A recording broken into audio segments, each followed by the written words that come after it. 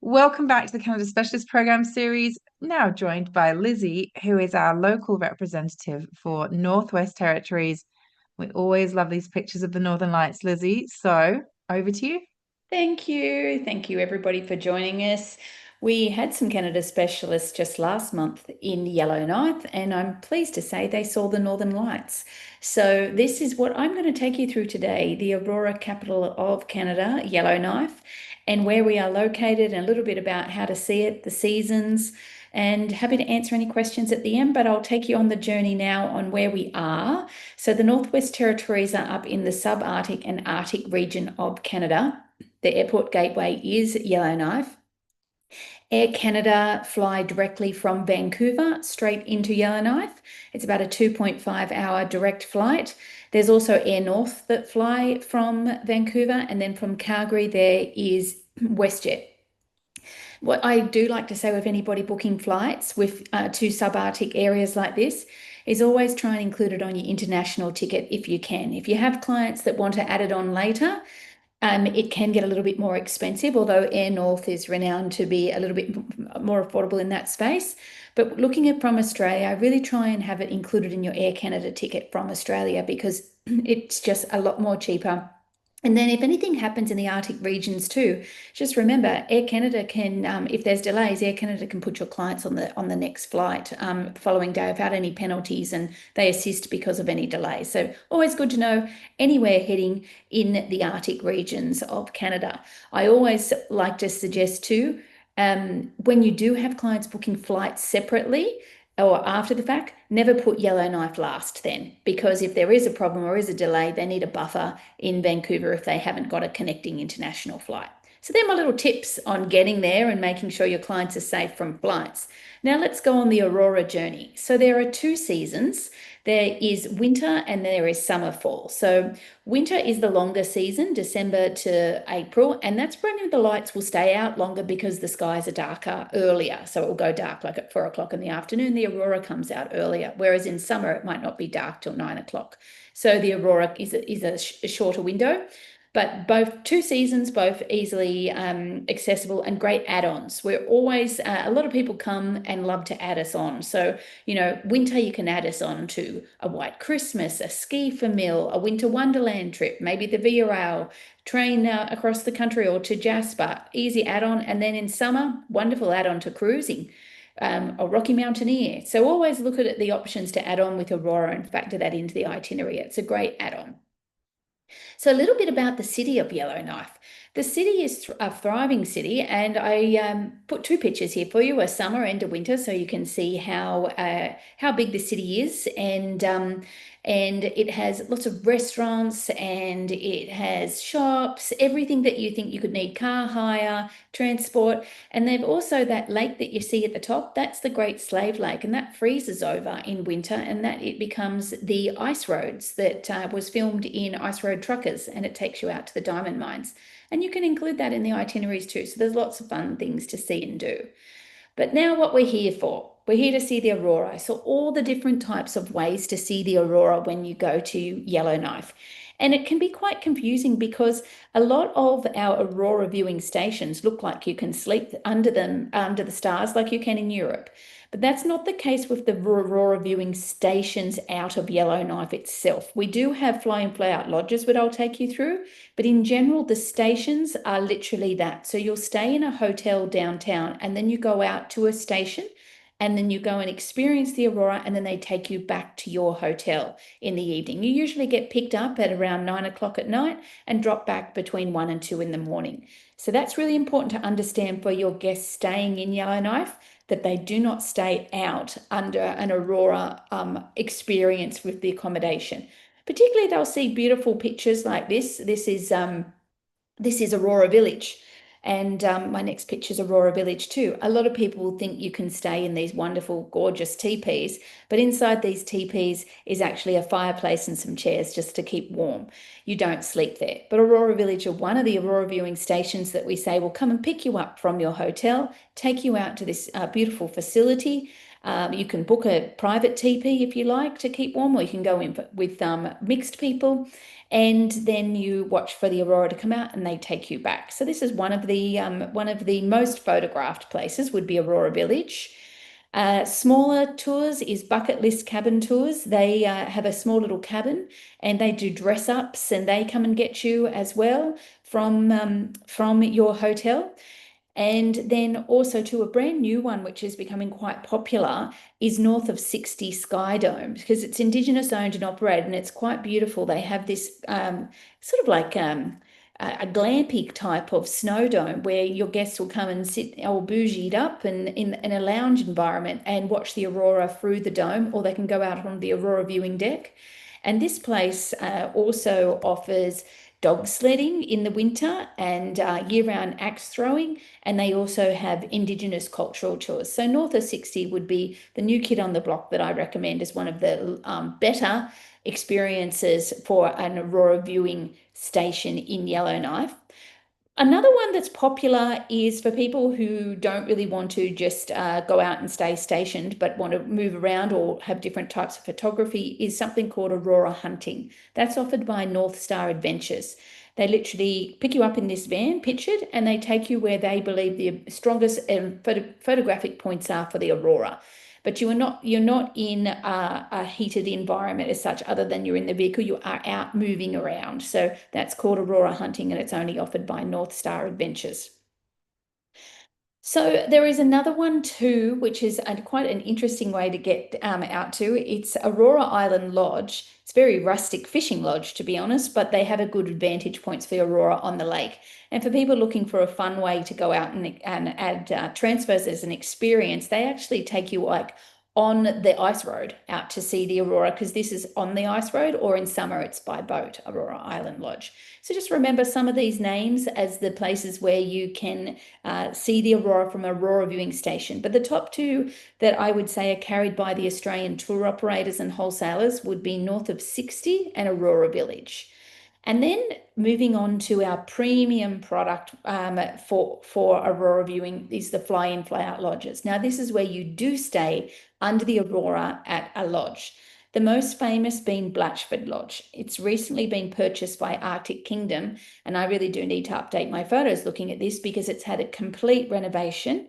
And with new, every room is brand new now and luxe. So the floors are heated, private, brand new bathrooms, marble bathrooms. They have a chef there that cooks 3 meals a day.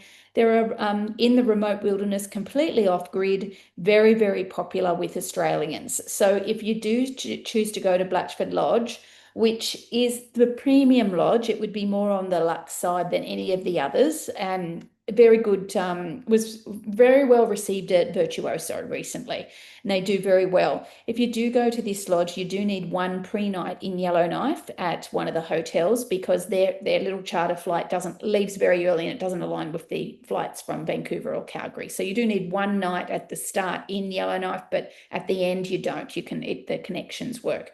A great add-on this place, and they operate in both Aurora seasons. This is the only fly-in, fly-out lodge that is supported by Australian tour operators. So all your top tour operators in Australia that sell Canada will sell Blatchford Lodge.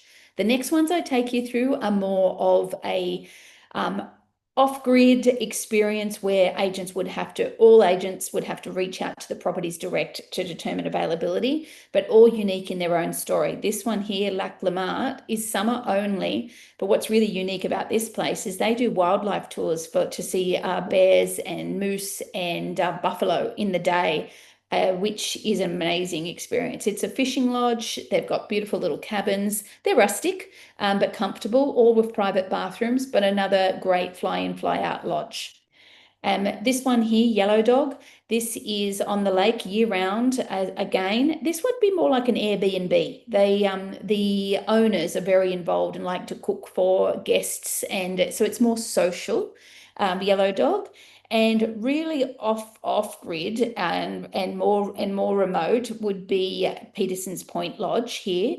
This is very rustic, and it's really for your photographer off the beat, National Geographic type people. So it's not, it's they don't have creature comforts here. But if you did have that real wildlife enthusiast, this is the lodge for them for Aurora. So downtown Yellowknife now, about the accommodation. If you recall, if we take those fly-in fly-out lodges out and we go back to, you're in Yellowknife and you're going to pick an Aurora viewing station only, and that's going to be your experience, which is the more affordable way because those fly-in fly-out lodges obviously are a few thousand for a couple of nights. This is a lot more affordable in downtown Yellowknife, but you do need a base. So the most popular where Australians like to book is the Explorer Hotel.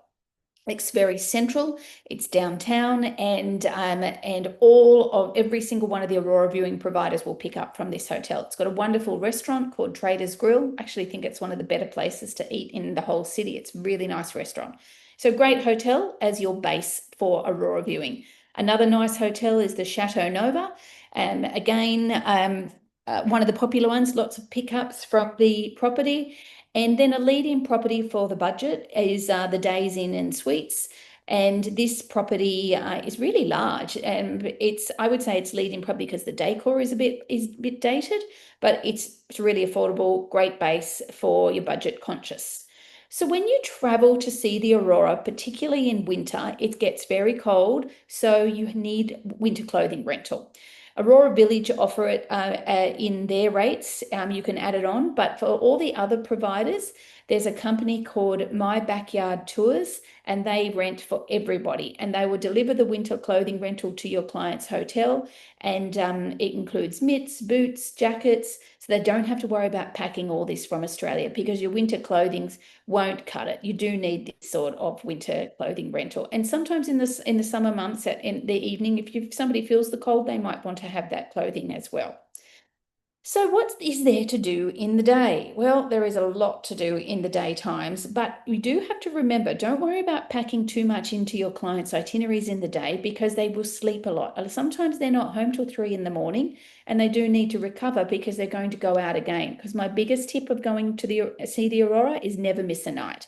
It might only shine on the first night. It might only shine on the last night. It might shine 3 nights in a row, but don't miss a night of seeing the Aurora.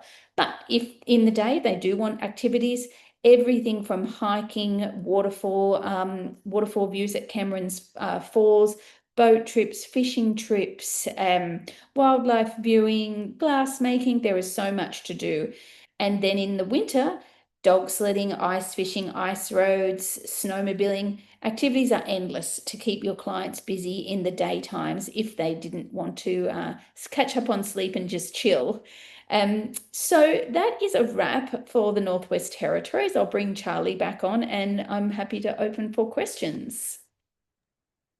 Lizzie, thank you so much. We actually have a special guest now who has just been to the Northwest Territories. I think Oh, Unica from Air Canada. Unica. Hi, Unica. Hello, How are you good doing? morning. Oh, so well. So, Unica, Uh, you hosted the CSP fam to the Northwest Territories, right? I did, and it was just brilliant. It was so amazing. I feel like I'm constantly talking about that fam every single day to everybody because it was just incredible. And I have to say that after the fam, like I mean, I've been to Canada a lot of times, but after the fam, going to Yellowknife, of course, um, it's really put Canada at the top of my loved countries. It's probably my favorite country now because I never got to experience Canada the way I experienced it during this fam. So yeah, it was just incredible. Oh, that is so good. What highlights then, Unica? I mean, you saw the Northern Lights, right? Ah, yes. So we were very lucky to see it on the first night. So we were there for 3 nights. And on the first night, we went to the Aurora Village, which obviously Lizzie's talked about. And it's just the most beautiful, picturesque place to obviously see the Northern Lights because you've got those beautiful tents kind of glowing. And yeah, it was just unreal. Like we were already seeing the Northern Light, the Aurora, in the bus on the way there. So obviously the excitement was building up. We're like, oh my goodness, this is the first time we've seen it. And then as soon as we got out of the bus, it was just the most beautiful thing. I remember all of us, me and the other six agents, walked out and we were literally gobsmacked. We were like, is this real? This can't be real. We kept saying that. We're like, no way. It was just the most unreal experience. And I think it's one of those moments where you really realize how lucky you are to it's a privilege to kind of see these things in person. And yeah, it was definitely one of those moments where you need to kind of have a pause and realize this is happening, and this is one of the best moments you'll probably ever experience in your life, seeing like just this sky dancing right in front of your eyes. That is so cool. Unica, what about some of the things you did during the day? Any highlights there? During the day, we did a lot of activities. One moment that kind of stuck to me was we went hiking to with where did we go? Cameron Falls. We went hiking Cameron Falls, and it was this lovely, lovely lady that toured us. Sorry, Lizzie, I can't remember her name. Was it Tracy? It was Tracy. Tracy. Because it wasn't just a regular hike. It's an indigenous owned company, and she really we had a lot of pit stops where she would tell us stories about the importance of this particular tree, or we didn't even know a Wolverine existed. We thought Wolverine was just Hugh Jackman. So the whole group was just like, "What do you mean there are Wolverines?" She told us a story about Wolverines, how um, the indigenous people had kind of like a pact with the Wolverines, and how how it connected to self. And yeah, I guess it was just stories from different people that it really opened up quite a lot of um uh inspiration for the group to really explore other parts of not just other parts of Canada, but like the stories that people were telling us, because we obviously didn't just experience this in Yellowknife. We also experienced this in all the other destinations that we went to. It wasn't just about the destination, what you're seeing, but it was more so about the people that we interacted with and the stories that they were telling. So yeah, it's just great. I love it. Oh, that is perfect timing, Lizzie, to have Unica join us today to Yeah, Yeah, tell us I just about your walked trip. in. You literally it's walked in the wonderful. office, off the train. Well done. Yeah, well, Awesome. thank you for having me No, thank you. unexpectedly. Thank you. No, it worked out so well. Denise was like, Unica just got back from Northwest Territories. We were like, yes, get her on. Oh, Mm. it was just brilliant. Because I was also posting at the same time as the other agents. I already had friends asking me what my itinerary was, which hotel to stay at, what else to do. I have a friend that reached out to me, and was like, I really want to propose to my girlfriend there. And then I was just telling him tips on what to do. And yeah, it's great to be able to share my experiences with, friends and family. And now it's going to be like a special moment for them in the future. So, It's lovely.